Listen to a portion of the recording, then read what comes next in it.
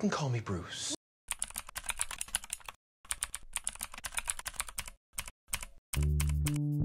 재치있는 입담으로 마을의 유쾌한 사건들을 취재하는 리포터 브루스 놀란. 하지만 정작 브루스는 사소한 동네 뉴스 따위나 취재하는 게 마음에 들지 않아 오랫동안 앵커의 자리를 탐내왔지만 라이벌인 에반에게 자리를 뺏기고 맙니다. Back to you. 직장도 잃고 여자친구랑 대판 싸우고 양아치들에게 처맞는 등 재수없는 일들이 연달아 일어나자 모든 것을 신의 탓으로 돌린 브루스는 진짜 신을 만나게 되고 I'm God. 말 그대로 신이 내린 기회를 얻게 됩니다. When you leave this building, you will be endowed with all my powers. 내가 신의 능력이 있었다면이라는 누구나 한 번쯤 상상해봤을 법한 발상을 영화로 그려낸 작품 브루스 올마이티입니다. 에이스 벤츄라, 라이어 라이어, 그리고 브루스 올마이티까지 짐 캐리와 톰 세디악 감독의 세 번째이자 마지막 합작 속의 숨겨진 디테일과 오게티를 찾아봤습니다.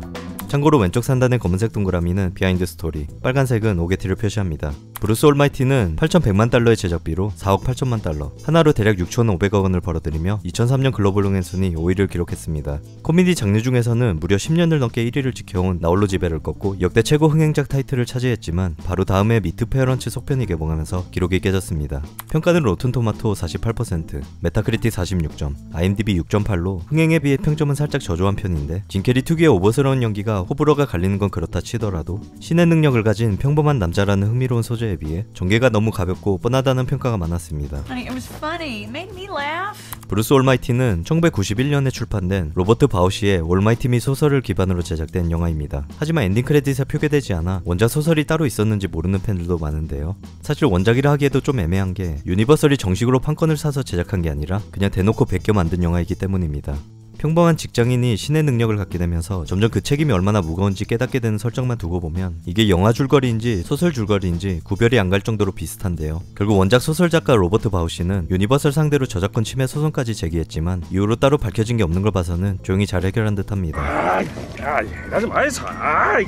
웃긴 건 정작 올마이티미의 판권을 사들인 배급사는 디즈니였는데 경쟁사인 유니버설이 판권도 없이 영화를 먼저 만들었는데도 디즈니 측에서는 아무런 조치가 없었습니다. 영화는 브루스가 뉴욕 버팔로의 코왈스키 베이커리를 찾아가 도시에서 가장 큰 쿠키 만들기 도전을 취재하는 장면으로 시작됩니다.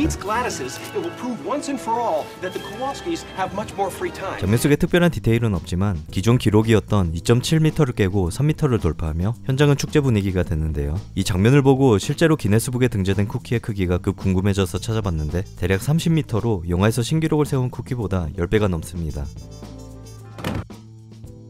영화 속 첫 번째 오게티로 브루스가 거울 앞에서 전설적인 앵커 월터 크론카이트를 흉내내는 동안 뒤에서 샘이 소파에다 볼일을 보는데요.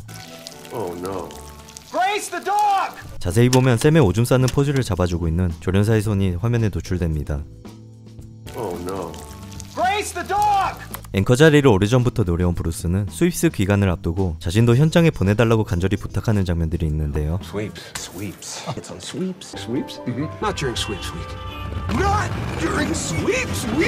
여기서 스윕스는 단순히 시청률 높은 시간 정도로 의역되어 있지만 좀 더 구체적인 의미가 있습니다. 스윕스는 닐슨 같은 시청률 조사 기관이 나서서 각 방송사의 시청률을 정밀하게 측정하는 시기로 방송사 입장에선 광고 수익이나 프로그램 편성이 걸린 아주 중요한 시기이기도 합니다. 이 스윕스는 2월, 4월, 7월, 그리고 11월에 한 번씩 1년에 단 4번밖에 없기 때문에 브루스가 이 기회를 놓치지 않으려고 발악을 하는 겁니다. 에반에게 앵커의 자리를 빼앗긴 브루스는 신에게 신호를 달라고 부탁하고 곧 정체불명의 번호로 삐삐를 받는데요. Hello, 5550123. 지난 영상들로 통해 여러 번 설명드렸지만 555로 시작하는 번호는 장난 전화를 방지하기 위해 영화나 드라마에서 자주 등장하는 가상의 번호입니다. 555. 555. 하지만 브루스 올마이티에서 사용된 가상의 번호 뒤에는 재밌는 비하인드가 숨겨져 있는데 극장에서 개봉했을 당시 555 번호가 아닌 실제 전화번호를 사용했기 때문입니다. Hello, 7762323. 극장판에서 사용된 7762323은 신이 브루스와 만나기로 한 건물 주소 77256 23번가와 비슷한데요. We're located at 77256 23rd Street. So come on down. 이 번호를 휴대폰 키패드로 입력하면 시편 23편으로 기독교에서 자주 인용되는 대표적인 구절이기도 합니다. 하지만 영화가 개봉한 뒤 미국 여러 주에서 실제 이 번호를 사용하고 있던 사람들에게 신과 통화하고 싶다는 장난 전화가 쏟아졌고 결국 DVD가 출시되면서 역시나 555로 수정했습니다. Hello, 7762323. Hello, 5550123. 브루스가 옴니프레전스 건물에 도착할 때 놓치기 쉬운 재밌는 디테일들이 몇 가지 있습니다. 우선 종교나 영어에 익숙하지 않은 분들을 위해 개그를 설명드리자면 옴니프레전트는 얼핏 보면 모든 것을 소개합니다라는 평범한 회사 슬로건처럼 보이지만 단어를 합쳐 읽으면 옴니프레전스로 어디에나 항상 존재한다는 뜻이 됩니다. 이 단어는 옴니시언스 그리고 옴니포텐스와 함께 주로 신을 가리킬 때 쓰이는데요. 즉 이중적 말장난이 숨어있는 나름의 개그 장면입니다.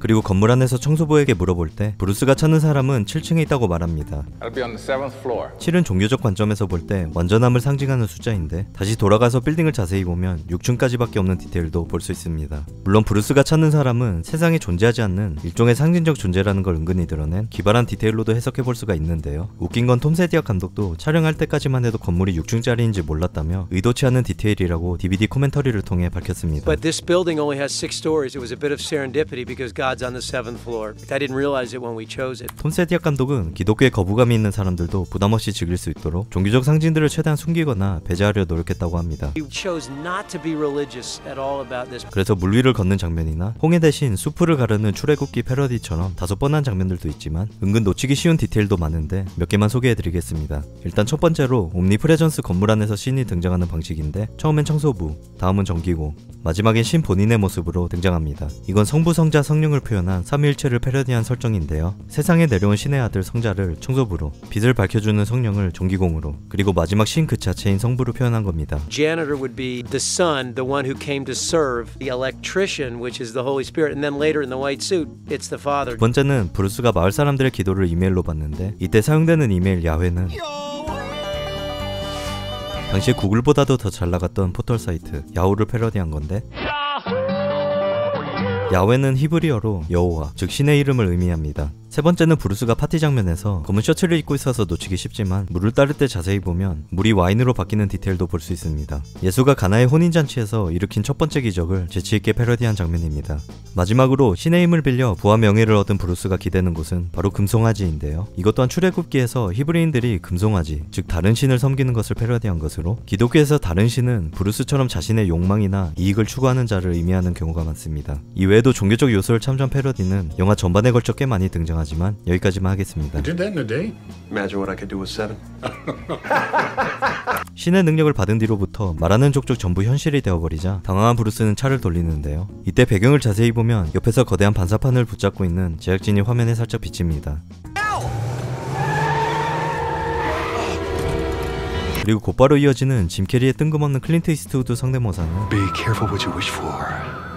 Punk. 짐 캐리는 영화배우로 데뷔하기 전 초창기 스탠드업 코미디언 시절 말 한마디 없이 클린트 이스트우드의 일그러진 얼굴을 흉내내면서 유명해지기도 했는데요.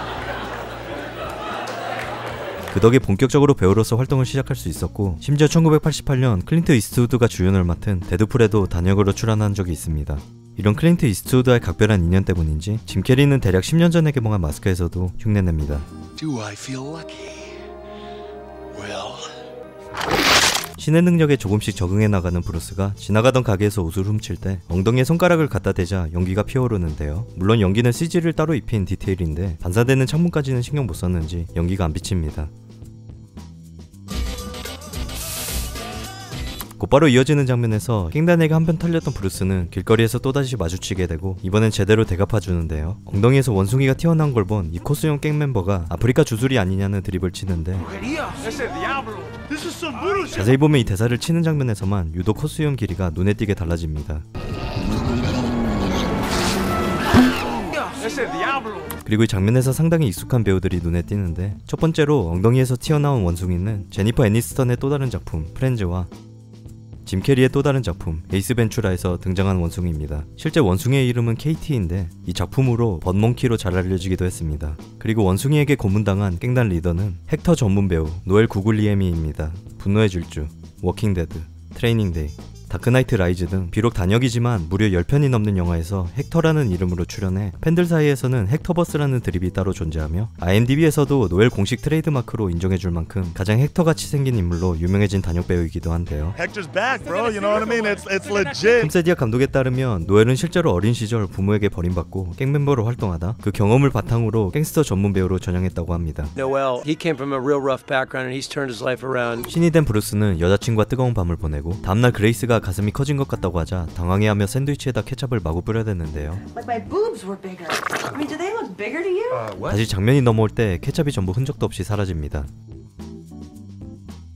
다시 리포터의 자리를 되찾은 브루스는 가는 곳마다 사건을 터뜨리며 미스터 특종이라는 별명까지 얻게 되는데요. 수많은 특종 중 방송국에 다시 돌아올 수 있는 결정적인 계기가 된 사건은 다름 아닌 지미 호파의 실종 사건을 해결한 건데, Body of Jimmy Hoffa was uncovered in a field today. 우연히 파낸 지미 호파는 실제 미국의 전설적인 노동운동가로서 1975년 디트로이트에서 실종되었고 50년이 지난 아직까지도 시신은 발견되지 않았습니다. 여담으로 2019년에 개봉한 스코세이지 감독의 작품 아이리시맨 또한 지미 호파의 실종과 죽음을 둘러싼 의혹을 중심으로 이야기가 펼쳐지는 영화입니다. 마을 사람들의 기도를 전부 들어준 탓에 아수라장이 되어버린 뉴욕 버팔로시를 보여줄 때 자세히 보면 어딘가 낯익은 느낌이 드는데요. 이유는 백투더퓨처의 힐밸리와 같은 세트장이기 때문입니다. 이 마을은 유니버설 스튜디오에 위치한 세트장으로 그렘린과 백투더퓨처 그리고 브루스 올마이티 등 여러 영화에서 등장합니다.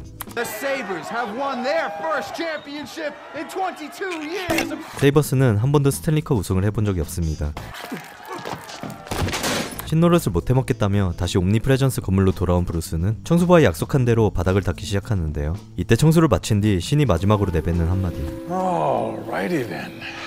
짐 캐리 팬이라면 다들 아시겠지만 에이스 벤츄라 시절부터 짐 캐리의 대표적인 유행어입니다. Alrighty then. Alrighty then. Alrighty then. 모건 프리먼의 애드립이었는지 짐 캐리가 본인의 유행어를 듣고 처음엔 살짝 당황하다 상당히 만족스러워하는 표정도 볼 수 있습니다. 여담으로 세디악 감독에 따르면 짐 캐리는 출연하는 영화마다 은근슬쩍 유행어를 하나씩 밀어보는 버릇이 있다고 하는데요. Jim looks for those really carefully. 브루스 올마이티에서 밀었던 유행어는 였지만 아무도 따라하지 않아서 묻혀버렸습니다. 그리고 이 장면에 작은 오게티도 하나 있는데, 브루스가 옴니프레전스에 도착해 신을 찾는 첫 장면에서 왼쪽 기둥을 자세히 보면 누군가의 그림자가 살짝 비칩니다. 나중에 그림자가 비친 같은 위치에서 신이 등장하는데요. 아무래도 모건 프리먼이 기둥 뒤에서 감독의 큐사인을 기다리고 있었던 것으로 보입니다. 영화 속 마지막 오게티로 거지가 신으로 바뀌는 나름의 반전 엔딩씬에서 신으로 바뀌기 전 뒤에 간판을 보면 분명 프랭키즈라고 적혀 있는데요. 이후 신으로 바뀌고 나서 다시 간판을 보면 CG 때문인지 프랭키즈의 철자도 전부 바뀝니다. 짐 캐리와 톰 세디악 감독의 마지막 합작 브루스 올마이티 속의 숨겨진 디테일과 오게티를 찾아봤습니다. 재밌게 보셨다면 구독과 좋아요 부탁드리고 시청해주셔서 감사합니다.